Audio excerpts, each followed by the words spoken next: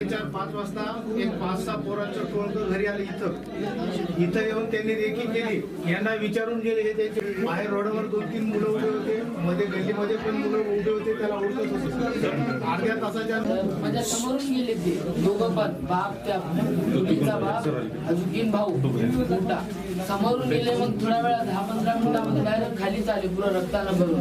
मी पळत वर गेलो होतो, तिथं एकटा भाऊ दिसला. मग मी तिकडे आलो आणि अंकलला नेलो की मग नंतरून होतं मदतीची धावाधाव करू लागलो मदतीसाठी, परंतु त्यावेळेस कोणी मदतीसाठी गेलं नाही. तिथं त्याला 3 गोळ्या मारल्याच्या नंतर म्हणजे मेल्यावर सुद्धा त्याला तिथे फरशीचं काम चालू होतं. काय घराचं फरशीचे तुकडे त्याच्या चेहऱ्यावर येते मारून पुरा चेहरा चिंताधान करून टाकला. अत्यंत क्रूरपणे हत्या केलेली आहे. मी सामाजिक कार्यकर्ता, चिखलीकर नाव आहे माझं. आपण काय बोला. फर्स्ट दिवशी ज्या दिवशी त्याचं करायचं होतं ना, त्या दिवशी सकाळी त्यांनी काय केलं, मुलीला घेऊन गेले पोलीस स्टेशनला.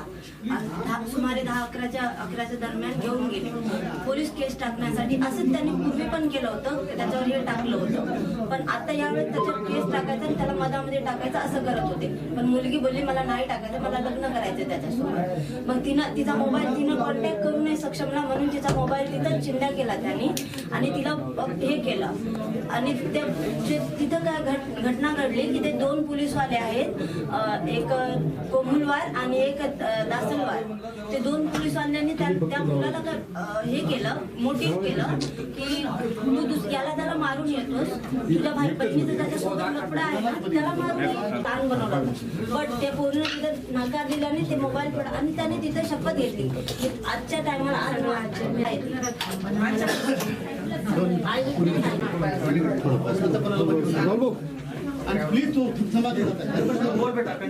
मग यांनी काय केले आणि कॉल केला तर यांनी विचारलं की कुठं आहे, तर पैलवानटी तिथं आहे मी. तर ते सगळेजण तिकडे गेले. 2 जण तिथं गेले, चेक केले की त्याच्यापेक्षा काय आहे का, हे सगळं चेक केले. त्याला इव्हन काही हे दिले, मादक पदार्थ चहामध्ये टाकून दिले की त्यानं आमच्यावर वार करू नये म्हणून. मग त्याचा तिथं घात केला. हा त्याच्या मागच गेला. ते जयंतीमध्ये डान्स केला त्यांनी की आमच्या जावे व्हिडिओज वगैरे टाकलेत आम्ही. पण त्यांनी विश्वासघात केला लेकराचा की हे असं केलं. यांना माहित पण नव्हतं. आणि इव्हन पोलीसवाल्यांनी हे पूर्ण गँगवर दाखवत होते आणि काय केलं की आम्हाला बॉडी दाखवली पण नाही, याच्या मम्मीला पण नाही दाखवली, पोस्टमॉर्टमच्या टायमाला विचारलं पण नाही, नेऊन तिकडे हे करून दिलं त्यांनी. मग ठीक आहे, ते पण केलं. आणि आम्ही गेलो जेव्हा जाब विचारायला, पोस्टमॉर्टम नाही झालं पोस्टमॉर्टम त्यांनी केलं, रिपोर्ट वगैरे पण दिला नाही. तुम्ही नाही केलं नाही, त्या पोलिसांनीच घेऊन गेले त्याला. असं नाही पोलिसांना करतात, पोलिसांना बॉडी कुटुंबाच्या ताब्यात नाही दिली. आम्हाला दाखवलं माझे मोठे सक्षमची जी आजी आहे त्याच्या अंत्यविधीच्या तुम्ही कोणीच नव्हता, सगळे होतो. बॉडी दिली आम्हाला नंतर पोस्टमॉर्टम वगैरे करून बॉडी दिली. अंत्यविधी तुम्ही केला, आम्हीच केली. आणि आता पण आहेत मॅडम, पोलीस संरक्षण मागितलं तरी पण नाही दिले. आणि जे मेन 2 पोलीस आहेत ना, त्यांच्यामुळे हा गुन्हा झाला. त्या पोलिसांवर पण कारवाई नाही झाली. पक्षाच्या वतीने ताबडतोब आज पहिल्यांदा कुटुंबाला पोलीस प्रोटेक्शनची मागणी करा. आणि जे मेन पोलीस आहेत त्या पोलिसांना पण कारवाई नाही केली मॅडम. आणखी कारवाई फिरतायत, अज्ञात मुलं फिरतायत तिकडनं. ते जे त्याच्यातले आहेत ना, ते आणखी 4 आरोपी बाहेरच होते. तर दादानी आमची सीसीटीव्ही ना स्थळ झालंय ना, तिथला सीसीटीव्ही पण चेक नाही केला त्याने आणखी तिथला. मग हे असं का करतायत आमच्यासोबत? आपण गरीब आहोत म्हणून असं करतायत का ते आमच्यासोबत? मेन जातीमुळे माझ्या मुलाला ऐकले मॅडम, माझ्या मुलाला न्याय द्या, त्यांना कडक फाशीची शिक्षा झाली पाहिजे मॅडम. आम्हाला खूप धोका आहे त्यांच्यामुळं. आणि पोलीस पण त्यांचेच आहे, टिटवाळा पोलीस विभाग त्यांचाच आहे. आणि आम्ही जेव्हा ते बोलायला गेलो ना, तर तेव्हा त्यांनी आम्हाला पोलिसांनी बाहेर काढून दिलं की तुम्ही काही तर जेवायला वाढले का, तुम्हाला इतके लोक घेऊन आले आतमध्ये, जा इकडनं करत होते. बोल बाळा, हिला सगळं माहिती आहे.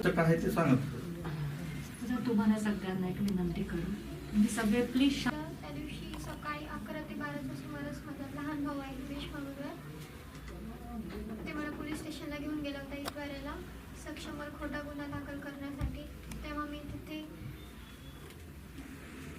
गुन्हा टाकणार नाही म्हणून माघार घेतला. तर तिथे जे उपस्थित पोलीस कर्मचारी होते 2, पमुलार आणि दुसरा एक माहिला सरवार, हे दोघे माझ्या भावाला म्हणाले, म्हणजे याला त्याला मारून तू इथे येतो, यापेक्षा तुझ्या बहिणीचं ज्याच्यासोबत लफडा आहे त्याला मारून ये ना म्हणे. आणि त्या टाइमला माझा भाऊ एवढा रागात आला, तो त्यांना बोलला ठीक आहे, तर मी पण तुम्हाला चॅलेंज करतो की आजच्या दिवसात मी सक्षमला मारून इथे येईल.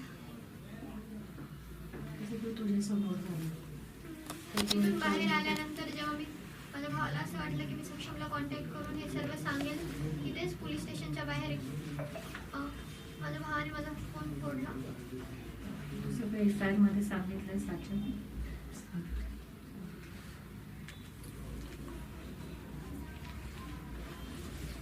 त्याचा ते गैरफायदा घेतात. तो काय बोलला, मी 2 महिन्यात मी सुटून येईल आणि सक्षमच्या पुढं फॅमिलीला संपवून टाकेल. इव्हन तू जर मदत आली तर मी त्यांना पण संपवेल.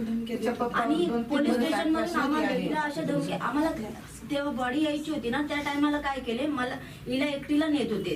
व्हॅन आली, 20-25 अधिकारी ते पोलीसवाले आले, हिला एकटीला न्यायला आले. मी जबरदस्ती केली आणि त्याच्या मावशीने जबरदस्ती केली, आम्ही सोबतच जाणार म्हणे. ती मुलगी आमच्या भरोश्यावर आली, आम्ही नाही जाऊ देणार. मग आम्ही दोघी तिघी मिळून मदत घुसलो आणि ऑटोत घुसलो. बोले आम्ही येणारच सोबत. ते काय बोलले, मॅजिस्ट्रेट पुढे बयान द्यायचंय. आणि ती आम्ही आपल्या थोडंसं पुढे गेलो का लगेच मॅमने कॉल केला, पोलीस मॅमने कॉल केला, बोले सर कुठं आणायचं त्यांना. तर त्याने तिथं हे काय केले, त्यांनी काय बोलले की पोलीस स्टेशनला घेऊन या. मी म्हणलं मॅम तुम्ही आम्हाला बोलले की मॅजिस्ट्रेटकडे न्यायचं.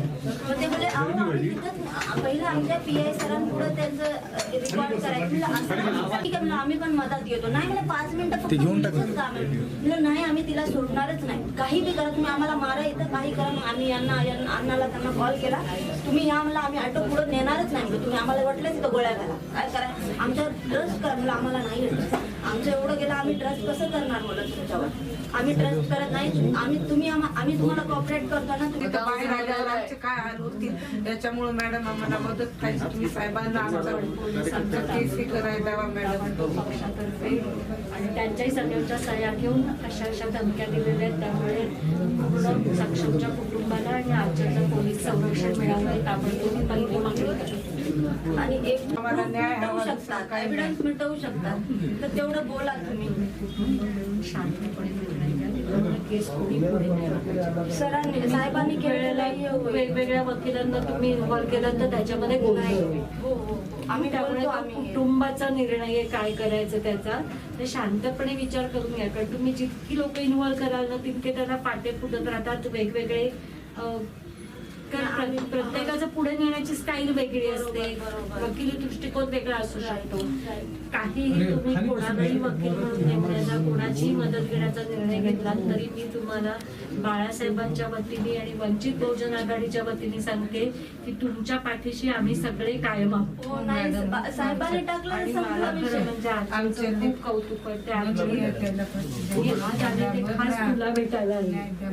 कारण एवढ्या प्रसंगात जाऊन इतक्या ठामपणाने उभं राहणं आपल्या प्रेमासाठी, आपल्या निर्णयासाठी खूप सोपं नाहीये.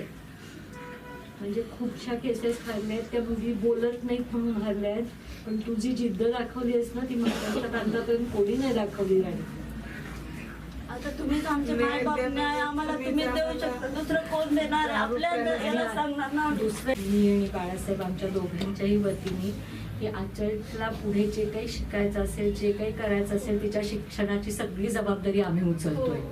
तुम्ही बोलले ना ते आम्ही अगोदरच बोललोय तिला की तो मला माहिती आहे तुम्ही आता ती तुमची मुलगी हो, आहे. हो. त्यामुळे आपल्या मुलीच्या पाठीमागे जसं तुम्ही ठामपणाने उभं राहाल तसं आचलच्या पाठीमागे उभं राहाल ही आमची खात्री आहे. पण म्हणून मी तुम्हाला ॲश्युरन्स देते की कुठेही तिच्या शिक्षणामध्ये काहीही खोट नका येऊ देऊ, आम्ही बरोबर आहोत. आपण करू, पण तिच्याकडे मिळाले तर कुठं काय केले तर लेकराला 18 वर्षाची पूर्ण झाली आहे ना, ती तिचा निर्णय घेऊ शकते ना तिला कुठे शिकायचंय. पण त्याच्या तिच्या भावाची सुटून आले तर आम्हाला मारतील ना. तिला आजला जर असं वाटत असेल की तिला नांदेड बाहेर शिकायचंय तर आपण त्याची पण व्यवस्था करू. मेन म्हणजे ते आरोपी नाही बाहेर आले तर सर्व फेल मॅडम. ते जर बाहेर आले आता आरोपी बाहेर येणं हे आपण थांबवू शकत नाही आता.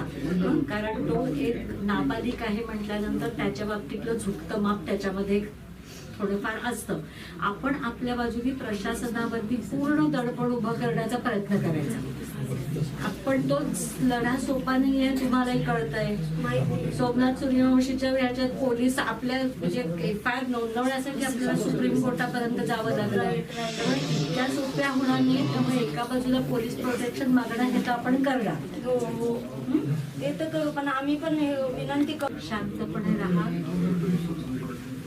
नाही, आम्ही सपोर्ट करू. आपला समाज आहे ना, आपण बाळासाहेबांनी बोलले तिला तर आपण हे करणारच ना. बस सक्षमला न्याय द्या. आपण सक्षमला न्याय देण्यातलं पहिलं पाऊल तर आजच खूप धाड झाली आणि तूच उचललंयस. तू जर ते 2 व्हिडिओ काढले नसतेस ना तर आज सक्षमला न्याय मिळणं खूप कठीण होतं. तू अख्ख्या कुटुंबाला सोडून त्याला न्याय मिळण्यासाठी जे पाऊल उचललंयस तर अख्खा समाज तर तुझ्या बरोबर राहीलच.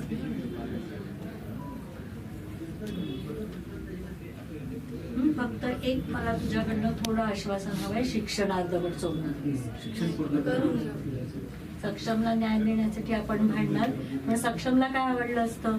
तू पूर्णपणे शिकून छान ताकदीने उभी राहिलेली बघायला आवडलं असतं की नाही? मग ते आता आपल्याला त्याच्यासाठी करायचं. त्याची इच्छा हीच होती. हीच होती ना, मग आता त्याची इच्छा पूर्ण करायची.